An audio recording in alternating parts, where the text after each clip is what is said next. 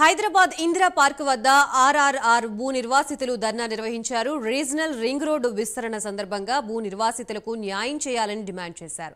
ఈ ధర్నాకి BJP MP Etela Rajender, Paila Shekar Reddy, Julakanti Rangareddy, R Krishnaiah, ఐక్యవేదిక నాయకులు, కార్యకర్తలు పెద్ద సంఖ్యలో పాల్గొన్నారు. రోడ్డు విస్తరణ సందర్భంగా భూములు కోల్పోయిన రైతులకి నష్టపరిహారం అందించాలని ఎంపీ ఈటెల రాజేందర్ అన్నారు. రైతుల్ని పట్టించుకోకుండా బిచ్చగాళ్లని చేస్తున్నామంటూ ఊరుకునేది లేదని హెచ్చరించారు.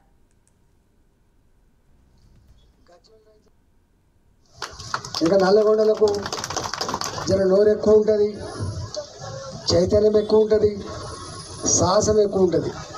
అందుకని మీతో ఉంటే వాళ్ళకు కూడా ఇంత బలం వస్తుందని చెప్పి వచ్చినట్టున్నది. వాళ్ళని కూడా మంచిగా కలుపుకొని పోవాల్సిన అక్కడ ఉన్నది.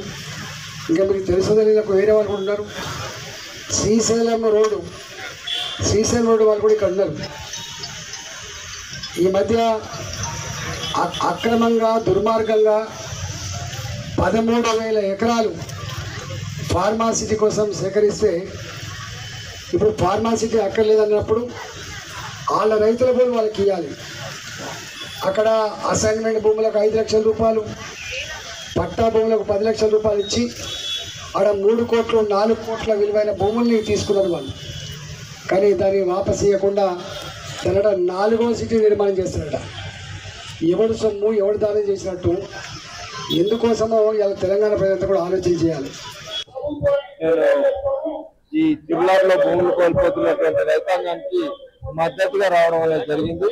త్రిపులార్లో దాదాపు ఒక 184 ఎకరాల ఒక చౌటుపల్లి మున్సిపల్ కేంద్రంలోనే భూములు కోల్పోతా ఉన్నటువంటి రైతాంగం ఉంది. ఈ రైతులకు సంబంధించి గతంలోనే 3 సార్లు త్రిపులార్ అంటే ఎలక్షన్ అయిన కూడా భూమి వేయడంతో ఇబ్బంది అయింది. తర్వాత ఇప్పుడు గవర్నమెంట్ ఏంటంటే ఒక 180 ఎకరాల భూమి తీసుకోవడంతో కేవలం ఒక 300 మంది రైతులు, అదేవిధంగా ఇళ్ల ప్లాట్లకు సంబంధించినటువంటి వ్యక్తులు చాలా నష్టపోతా ఉన్నటువంటి పరిస్థితి ఉంది. రాష్ట్ర ప్రభుత్వం ఏదైతే కేంద్ర ప్రభుత్వం ఏదైతే చెప్పిందో 40